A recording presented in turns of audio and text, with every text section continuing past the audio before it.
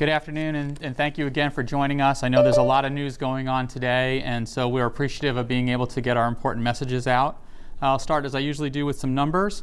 As of this morning, Northern Light Health has been caring for 49 inpatients within our system.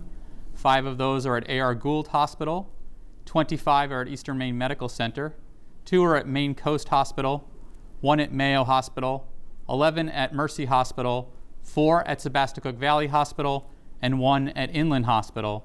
In addition to that, we are caring for 48 people through our home care and hospice services at their homes. I do want to update you a little bit on vaccination. So as of Tuesday morning, Northern Light Health has administered a total of 12,606 doses of vaccine. That's combined Moderna and Pfizer. That represents 8,887 first doses and 3,719 second doses. Roughly, that represents vaccination of over 11,000 employees and 1,500 others, including private practice providers and their staff, students, and volunteers. Last week, the governor announced that Mainers who are 70 years of age and older could begin to be vaccinated. At the Maine CDC's direction, we have been preparing to open up vaccination to this group. We began scheduling people who meet the CDC's criteria on Monday, and we will begin vaccinating them today at some of our locations and some other locations for the remainder of the week. We also continue to vaccinate our own employees as well as healthcare workers who do not work for Northern Light Health, and this process continues to go smoothly. We're encouraged by the number of healthcare professionals who have chosen to take the vaccine. The healthcare community has set an example that we hope everyone else will follow.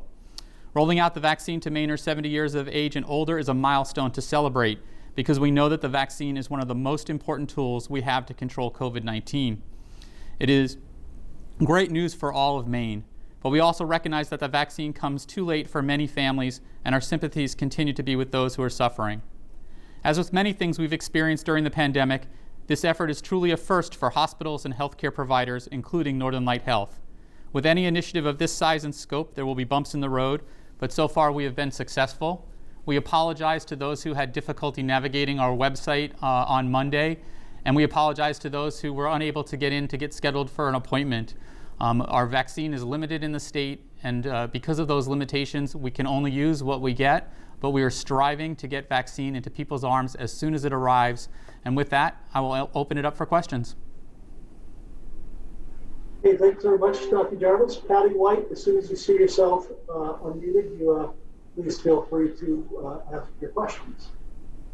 Thanks very much. Dr. Jarvis, can you tell us how many people in that 70 and up age bracket that you will vaccinate this week, and is that going to be consistent over the next couple of weeks, or do you think that's going to increase? So that's a great question, Patty. So we opened up 2,000 slots or scheduled appointments on Monday.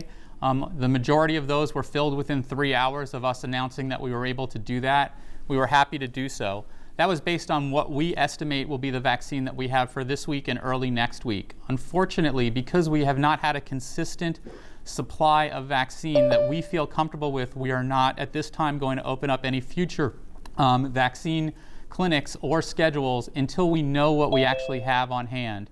As many of you are aware, yesterday there was some confusion about the Moderna vaccine, and 35 of the deliveries to the state of Maine were probably rendered inusable due to temperature irregularities. And it's those kind of things that we would hate to have happen and then tell people who have scheduled their appointment that we need to cancel or reschedule those clinics. And so right now we're taking more of an approach of ensuring that we have vaccine before we open up those clinics. I assure you that if we were to get more vaccine, we would open up more slots immediately. Did you receive any of those Moderna doses that exceeded the temperature expectation, the temperature requirements? Yes, Northern Light Health was affected by that. I was happy to say that at least one of our agencies was able to procure a replacement yesterday, and we expected some replacement shipments today. Thank you very much for those questions, Patty. Next up is Dustin Bukowski from NBC Boston. Thanks, Chris. That first question was one of mine, Dr. Jarvis, but my other question is, what happens to these vaccines if they do get above temperature? Are they unstable? Would they be dangerous if they were to be given? So I doubt that they would be dangerous. The issue there is that the messenger RNA vaccines that both Pfizer and Moderna utilize are very fragile and very temperature sensitive. And so the concern is that the vaccine itself would actually be neutralized and not be effective. We don't know yet what's going to happen with those particular dosages. And this was not limited to the state of Maine. Other states reported similar issues. We know that that is currently being investigated by the FDA in Operation Warp Speed, and we hope to hear more from that information. But right now, we are not going to use those lots that were delivered to us yesterday. Like I said, we've gotten some replacements for them, and hope that by the end of the week we'll have full replacements for those. So it sounds like they won't be thrown out, and it also it's like you're waiting on more information on how exactly this happened. That is correct. I'm sorry to say I don't think we're going to be able to utilize those vaccines. Okay. Thank you, Dustin. Mary Kate Mannion from WMTW. Give me a second to find you on my list, Mary Kate, and I'll mute you. And then, let me see if you're unmuted. Please ask your questions. Wonderful. Thank you so much. And good afternoon, Dr. Jarvis. If I could ask, is it possible to get the number figure on how many of these vaccines were delivered to y'all that are not usable and what the replacements have been like so far? We can get those to you. We'll probably have much of that information later today, so it may be tomorrow morning before we can actually quantify that and get it out to you, but we will certainly share that information when it becomes available. Sure, thank you. And if I could ask a bit of the sort of logistics and the scheduling around these folks, are doses being held in reserve after their first appointments are done and set?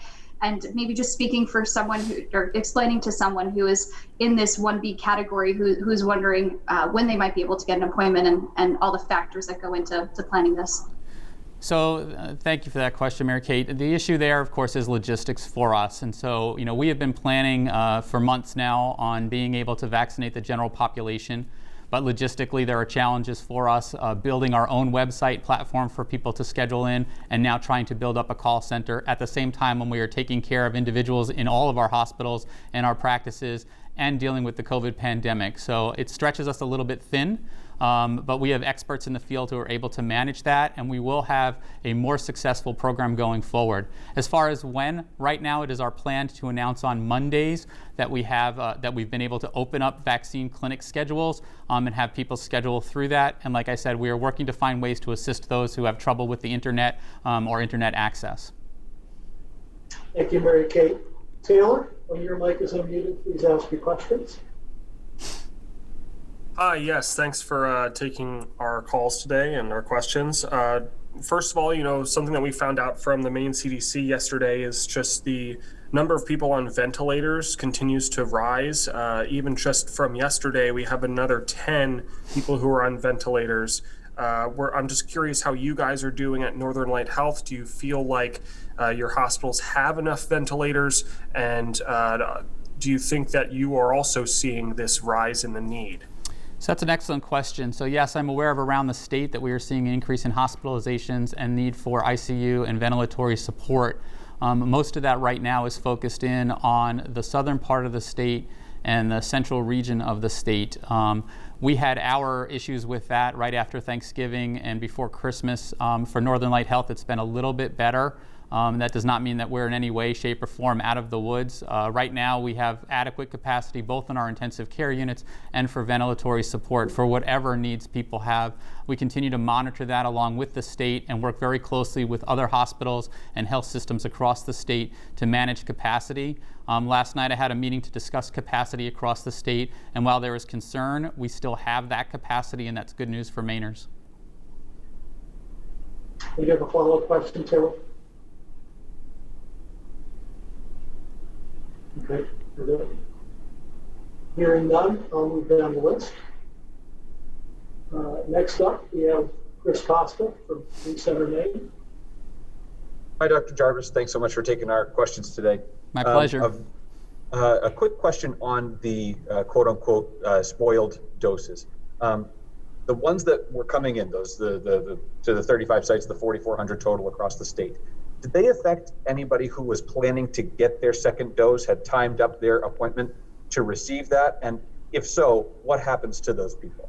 So at this time, we're fortunate that we were able to have enough dosages because of what our first dose allocation was and our second dose allocation, that we feel we can cover those second doses, which are so important to get at the right time. If that was not able to happen, then the recommendation is to vaccinate those individuals as soon as possible after their scheduled time to get their second doses. At this time, I am not aware that we missed any second doses across Northern Light Health. Again, part of that has to do with our planning process, that we leave a little bit of buffer time between when we expect delivery and when we administer vaccine.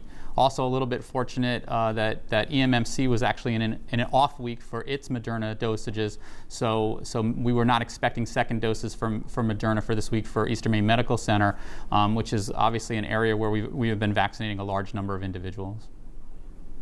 And you have a follow-up question, Chris? I do, and that sounds like great news, Dr. Jarvis. I'm glad to hear that. My second question has to do with Phase 1B and particularly child care workers. The Maine CDC says that they'll be reviewing the frontline essential workers. Childcare and teachers are part of that. Do you have any insight as to if they will be included in this phase of 1B? Do you have any say in that? And what do you think the importance would be of vaccinating somebody who is dealing with multiple children for in-person learning on a regular basis? Yeah, so I'm fortunate that I do sit at a level that I get to interact with our colleagues at the Maine CDC and at the Department of Health and Human Services on a fairly regular basis. Influence is a different matter. Right now, our recommendation is that we continue with our current plan, which is to finish up vaccinating healthcare workers and those individuals over the age of 70. That represents about 200,000 plus Mainers that we still need to vaccinate just for those two categories alone, while we still manage trying to vaccinate those who live in long-term care facilities and our first responders.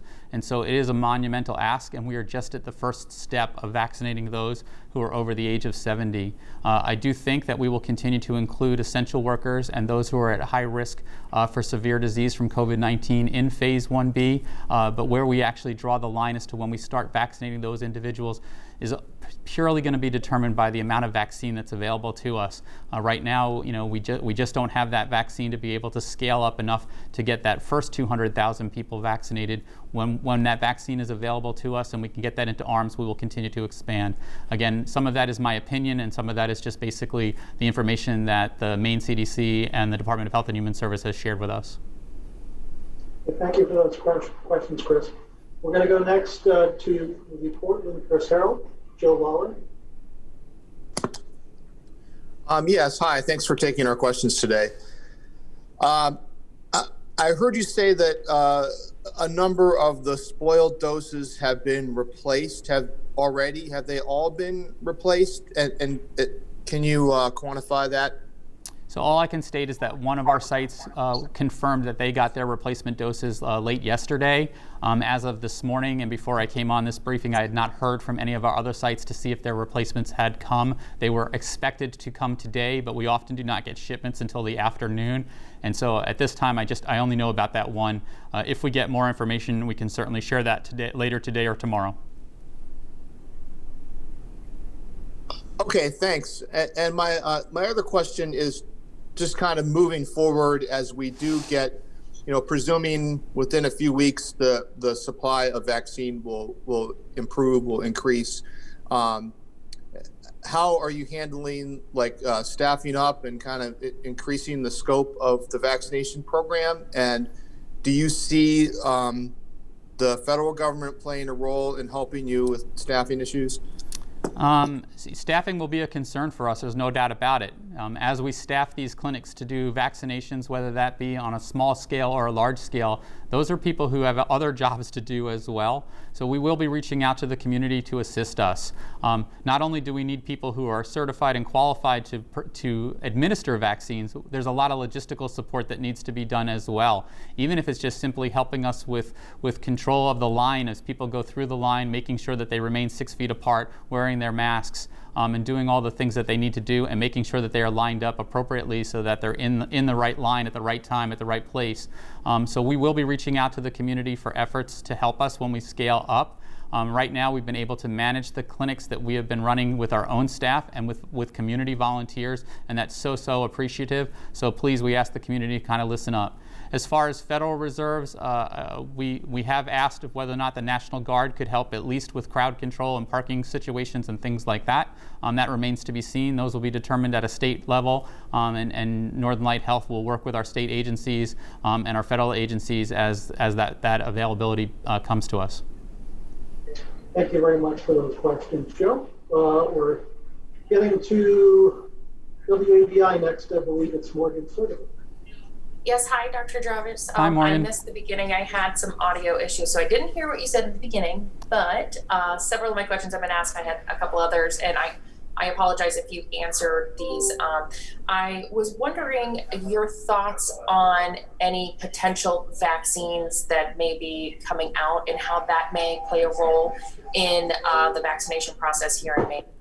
Yeah, so if what we hear coming out of Johnson & Johnson, AstraZeneca, and Novavax becomes fruitful for us, those vaccines are more like common vaccines that a regular private practice office would use.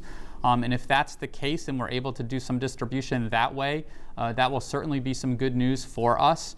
Right now, we know that Johnson & Johnson is at least a month away from applying for emergency use authorization. If that happens earlier, again, good news for us.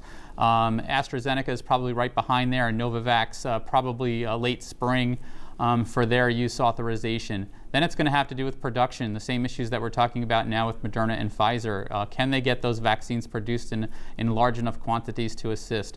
It is hopeful news, but we are not counting on hope. And so right now our entire process is based around continuing with Moderna and Pfizer until we have vaccine on hand. Again, we're taking a very cautious approach because what we don't want to do is schedule people and then have to cancel and reschedule their appointments. And we've seen that around the country where people have gone through the very long process it takes to get registered for a clinic only to find out that there's no vaccine for them. And we just don't want to do that to our fellow Mainers. We want to make sure that we can ensure that when they sign up, we have vaccine ready and able for them. So it may be good news for us, but only time will tell. And that being said, what are your hopes going forward, and what do you say to people who are eagerly awaiting to get their vaccine? I continue to ask for patience at this time. As you're well aware, we've only vaccinated between 80 and 85,000 people in the state of Maine so far, and that's been over a 6-week period. We need to get to a point where we're vaccinating 10,000 people or more every single day. So that is a monumental ask. It's what I keep calling this our World War II moment. We have never seen anything like this in our lifetime. It is time for everybody to step up, do the right thing, help when they can, wear their mask, wash their hands, stay socially distanced, and be patient. Vaccine is coming. It's just going to take us time to get it to everybody. And so if you couldn't get one of these appointments, try again next week. And try the week after that. We will get to you. Right now, vaccine supply is our limiting factor and our only limiting factor. We have the capacity to scale up and get more vaccine into people's arms once that vaccine arrives. I'm proud to say that in the state of Maine, we lead the country in utilizing vaccine as it arrives. And at Northern Light Health, about 85% or more of the vaccine that has been delivered to us has already been administered into people's arms. We are doing this as fast as we can based on what arrives. So thank you. Appreciate those questions, Morgan. Last but not least, we've got Ann from the Ellsworth American. Thank you. I have no questions. They've all been answered. Oh, thank you, Ann. Beautiful. Love that. Okay, Chris Costa. Yeah, I think you guys finished in pretty good time. Chris, if you give me a second to find you, Dr. Jarvis. Chris has one follow-up question. Hi, Dr. Jarvis. Sorry, I just wanted to follow up on a tail end of that second question. I know it was really long, so I apologize. But I was just talking about child care workers, teachers specifically. In your mind as a medical professional, how necessary is it for somebody who is dealing with children on a consistent basis for in-person learning? How necessary is it for them to get a vaccine? Again, soon? Thanks for the question, Chris. This is Dr. Jarvis's opinion, so I'm going to say that first and foremost. I am an educator, okay? I have been doing medical education since I finished medical school many years ago. So education is near and dear to my heart. So is child care. It is important that we have students in classrooms getting educated. That is the future for all of us. So yes, I do include child care workers and teachers and other educators in that essential category. It's important to us. And even just as an employer, we found that when schools close, parents have to stay home and take care of their children, and therefore they're not available at work. And in healthcare, we are so critically short of staff right now that we want to have everybody willing and able to come to work. And that means having their children have child care and teachers. I don't think that they're at any more risk in those professions, but those professions are critical that if they were to get sick, we would have a lot of other people affected. So again, my opinion, but one I have shared readily during these conference calls. Okay, well, I think unless anyone else, if everyone else is all set, I think that's going to wrap up this press conference. One final note, again, if you want a higher quality video, please indicate so in the chat box before you leave the session, and we'll make sure to email that out to you. Otherwise, I thank all of you for joining us here today and helping us certainly get our message out and doing your jobs as well. Thank you, everyone.